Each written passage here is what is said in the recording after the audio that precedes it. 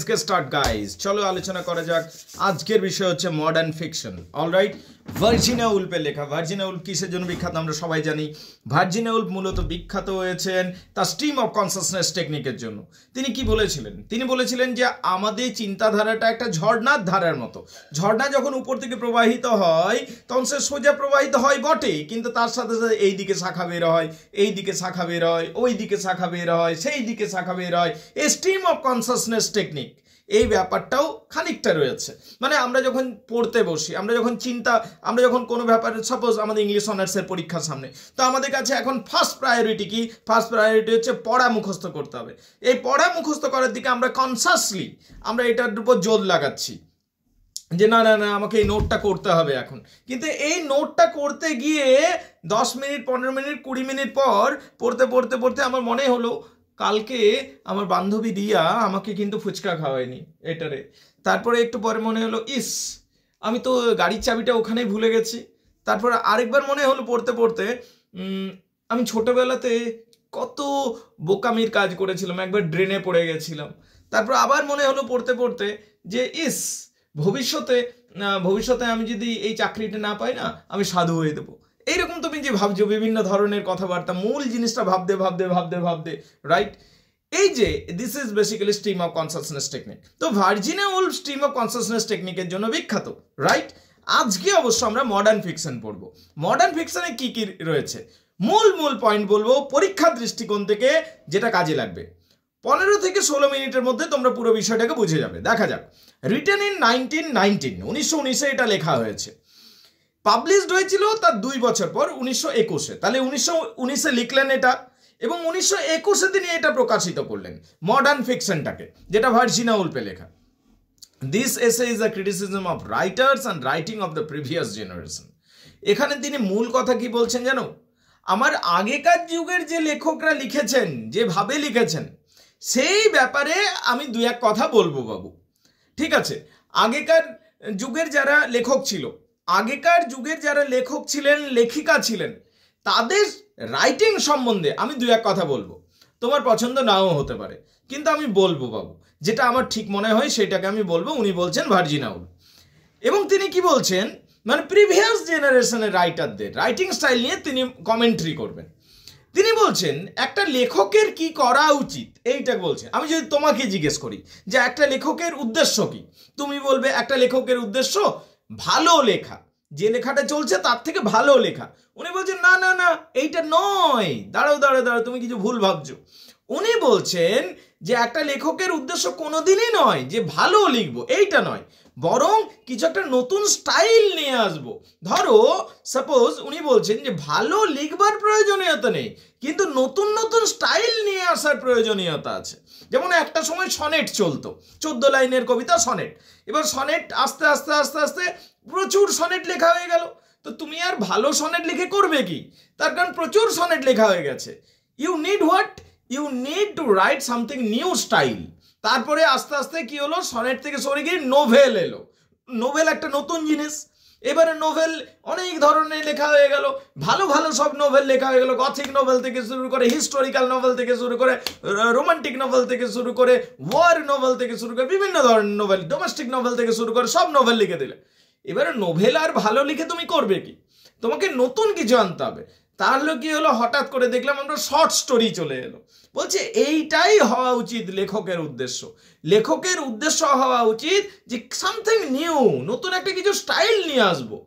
পুরনো যেটা ধারা চলছে সেই ধারাটার মধ্যে থেকে একটা ভালো কিছু লিখে দিলাম, এটা বড় কাজ নয়, বরং নতুন কিছু সৃষ্টি করাটা আমার বড় কাজ। সেটা ভালোও হতে পারে, খারাপও হতে পারে। এইটা হলো মূল কথা ওনার।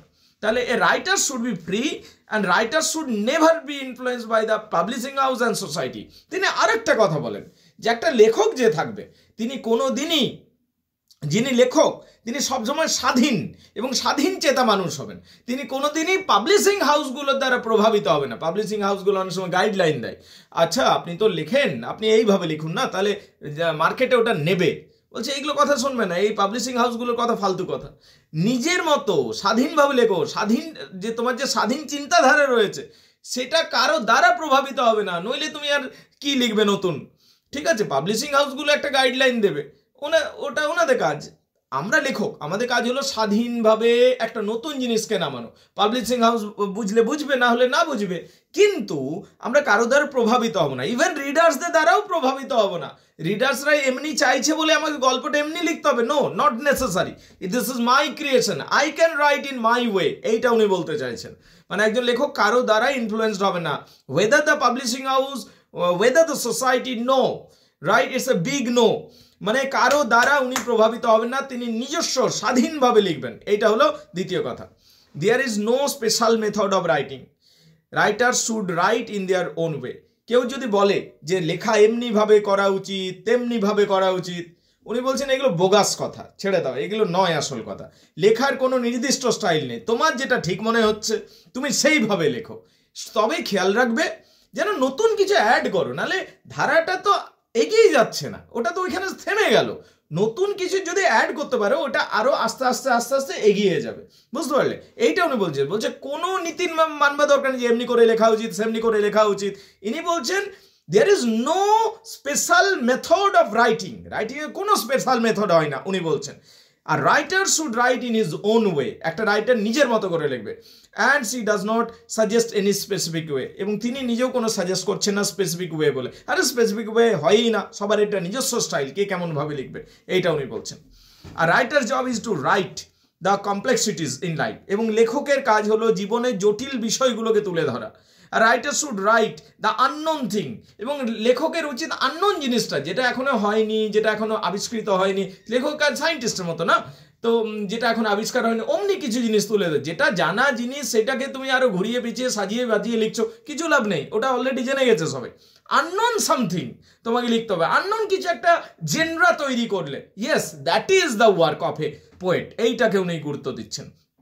Virginia Woolf supports TS. Eliot, Virginia Woolf TS. এলিয়টকে সাপোর্ট করছেন। টি.এস. এলিয়ট একটা সময় বলেছিলেন, তবে ভার্জিনিয়া উলফ মডার্ন যুগের কবি টি.এস. এলিয়ট ওনাকে সমর্থন করছেন।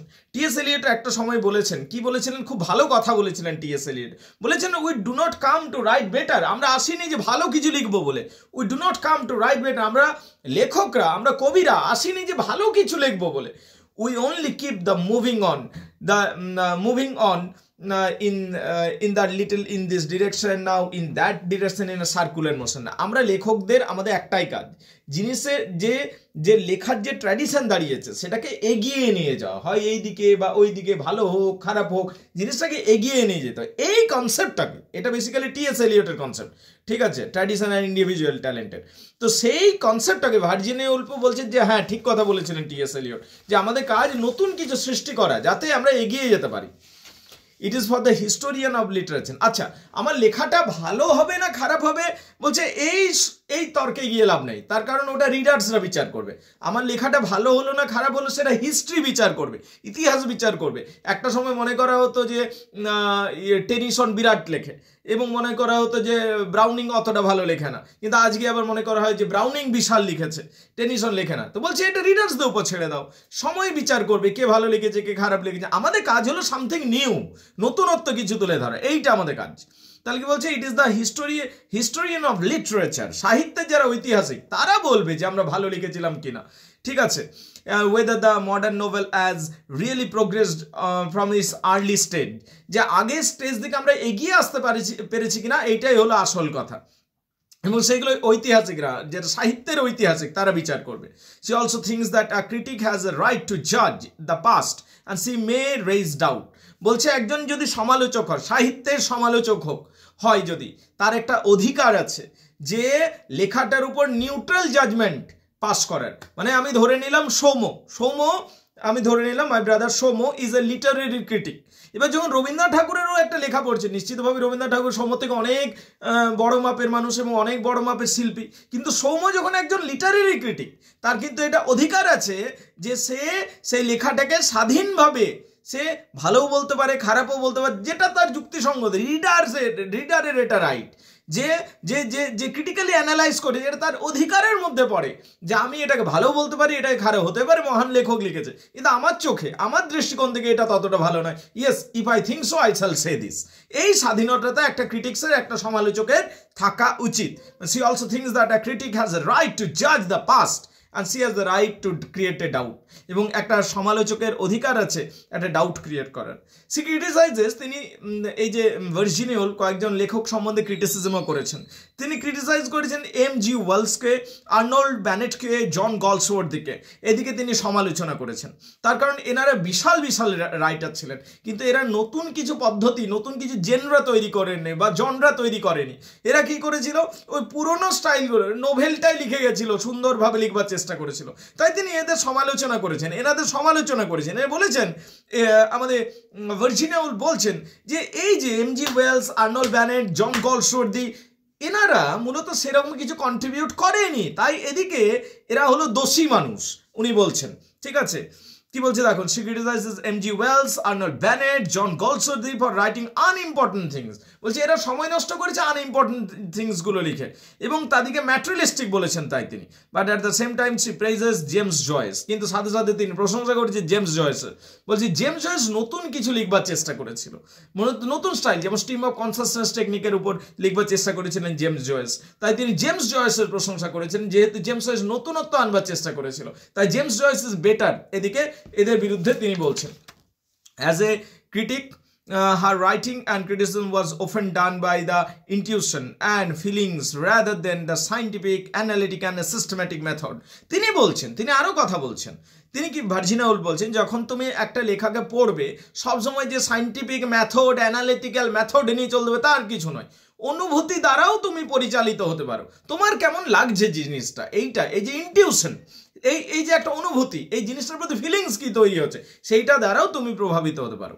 ঠিক আছে, life of Virginia Woolf is not fixed. দেখো কি বল, life of Virginia Woolf is not fixed but a changing process. তিনি বলছেন যে লাইফেই তো আমাদের ফিক্সড নয়, তাহলে কবিতা বা শিল্পের ধারাটা কি করে ফিক্সড হবে? এটা একটা changing process, it is flux shower of atoms of luminous hello.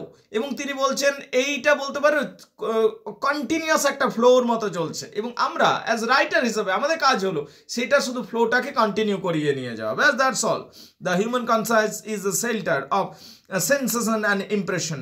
It is the duty of novelists to convey the sensation and impression, and there should be no limitation or convention. বলছে লিমিটেশনের কোনো প্রশ্ন নেই, তুমি যেমন ভাবে ইচ্ছা ব্যাখ্যা করতে পারো। She thinks that proper stuff of fiction does not exist. তিনি আরেকটা কথা বলছেন যে কোনো কোনো কবি বলেন না এই বিষয় নিয়ে লেখা উচিত, ওই বিষয় নিয়ে লেখা উচিত, না, এমনি কিছু নেই। প্রপার স্টাফ অফ ফিকশন বলে কিছু নেই, এই জিনিস নিয়েই লিখতে হবে, এমনি কিছু হয়ই না উনি বলছেন। তাহলে কি, এভরিথিং ইজ প্রপার স্টাফ। যা কিছু নিয়ে তুমি লিখতে চাইবে, তুমি যে কোনো বিষয় নিয়ে, টপিক নিয়ে লিখতে পারো, নির্দিষ্ট কোনো টপিক বলে কিছু হয় না। Every feeling, every thought, every quality, every object, ঠিক আছে, সব কিছুকে নিয়ে তুমি লিখতে পারো। And every quality of brain and the spirit drawn upon. তোমার মনের যে কোনো অনুভূতি, তোমার মনের যে কোনো অবস্থা, তোমার মানসিক অবস্থা, যে কোনো কিছু, পৃথিবীর যে কোনো জিনিস নিয়ে লেখা যেতে পারে। এমনি রাইট অবজেক্ট, রাইট আর্টিকেল বলে কিছু হয় না। Anything you can write. She suggest any method is right. কোনো পদ্ধতি নেই যে এইটাই রাইট পদ্ধতি, এমনি কিছু হয় না। Any method you can use, every method is right. তিনি খুব ভালো কথা বলছেন যে এভরি মেথড ইজ রাইট, ঠিক আছে। Then expresses what we wish to express. তুমি যদি সঠিকভাবে প্রকাশ করতে পারছো, তুমি যেটা প্রকাশ করতে চাইছো, that is the right method. এমনি নির্দিষ্ট কোনো মেথড নেই। If we are writers, that bring the closer to the novelist intention if we are the readers। বলছে রিডার্স এর উপর ছেড়ে দাও যে জিনিসটা কি দাঁড়াচ্ছে। তোমার কাজ হলো রাইটার, তুমি নিজের মতো করে লেখো, তারপরে রিডার্স এর উপর ছেড়ে দাও। she wanted that writers should express freely। তিনি আরেকটা কথা আবার বলছেন জোর দিয়ে যে একটা রাইটারের স্বাধীনভাবে লেখা উচিত, এবং writer should not focus unimportant things. এবং রাইটারের আনইম্পর্টেন্ট থিংসগুলোর উপর ফোকাস করা উচিত না। কোনগুলো আনইম্পর্টেন্ট থিংস? যে স্টাইলটা অলরেডি বার হয়ে গেছে, সেই স্টাইলের উপরেই তুই আরও সুন্দরভাবে তুমি যখন লিখছো, এটা আনইম্পর্টেন্ট। তুমি একটা নতুন কিছু স্টাইল বের করার চেষ্টা করো, দ্যাট ইজ মোর ইম্পর্টেন্ট। এই জিনিসটাকে তিনি বলে বোঝানোর চেষ্টা করছেন। খেয়াল রাখবে, মডার্ন ফিকশন যে পড়াটা পড়লাম, এটাই মূল কথা ছিল। মডার্ন ফিকশন ভার্জিনিয়া উলফ লিখেছেন, এটা একটা এসে ক্যাটাগরির মধ্যে পড়ে। এটা প্রকাশিতও হয়েছিল, এই যে লেখাটা, এটা প্রকাশিত হয়েছিল 1921-এ, কিন্তু লেখা হয়েছিল 1919-এ। she wanted to encourage new writers। এই লেখার মধ্যে দিয়ে কেন লিখেছিলেন? নতুন রাইটার যারা আসছে তাদেরকে কনফিডেন্স করবার জন্য, যে তুই যেমন পারবি লিখ, তুই নিজের মতো ইচ্ছায় লিখ, কোনো ব্যাপার নেই। She wanted to encourage new writers and she has use the stream of consciousness technique. তিনি নিজেও স্ট্রিম অফ কনসাসনেস টেকনিক ব্যবহার করেছেন, যেটা একটা নতুন স্টাইল ছিল। তো তিনি মনে করেছিলেন যে কোনো স্টাইলে লেখা যেতে পারে, এবং তিনি ওল্ড রাইটার্সদের ক্রিটিসাইজ করেছিলেন যারা গাইডলাইন বানিয়েছিল। আর গাইডলাইন কিসের? আমি একজন শিল্পী, আমি নিজের মতো লিখবো। What are you talking about guideline? All this are nonsense stuff. এগুলো বাদ দাও, ফালতু ফালতু কথা। কোনো গাইডলাইন হয় না। আমার যেটা ঠিক মনে হয় আমি সেটা লিখবো, আমার যে কোনো সাবজেক্টে বলে মনে হয় লিখবার আমি লিখবো, ব্যাস, দ্যাটস অল। এইটা উনি বলছেন, এবং নতুন রাইটার্সদের প্রমোট করছেন যে স্বাধীনভাবে লেখো, নিজস্ব চিন্তাধারা দিয়ে লেখো, এইটাকে তিনি বলছেন। তিনি স্ট্রিম অফ কনসাসনেস টেকনিককে বেশি জোর দিয়েছিলেন। স্ট্রিম অফ কনসাসনেস টেকনিক আমি প্রথমেই বলে দিলাম, ঝর্ণার ধারার মতো। তিনি ইউলিসিস নামক একটা লেখার খুব প্রশংসা করেছেন, যেটা জেমস জয়েস লিখেছেন। মিসেস ডলওয়ে ভার্জিনা উলফেরই লেখা, সেটাও মধ্যে স্ট্রিম অফ কনসাসনেস পাবো আমরা, টেকনিকটা পাবো। টু দ্য লাইট হাউস ভার্জিনা উলফে লেখা। যদি আমরা প্রেজেস কথা বলি, তিনি জেমস জয়েসের ভূয়সী প্রশংসা করেছেন, প্রচুর প্রশংসা করেছেন। এবং কি তার মূল কথা দেখো, সরি ফর দিস, তার মূল কথা কি? ভার্জিনা উলফের মূল কথা হচ্ছে যে নতুন স্টাইল আনতে হবে তোমাকে, এইটাকে করতে হবে। 2 নম্বর হচ্ছে নিউ রাইটার্সদের সাহস দিতে হবে। 3 নম্বর, new writers should write something differently. এই রকমই লিখতে হবে না, অমনি কিছু নয়, ডিফারেন্টলি লেখো।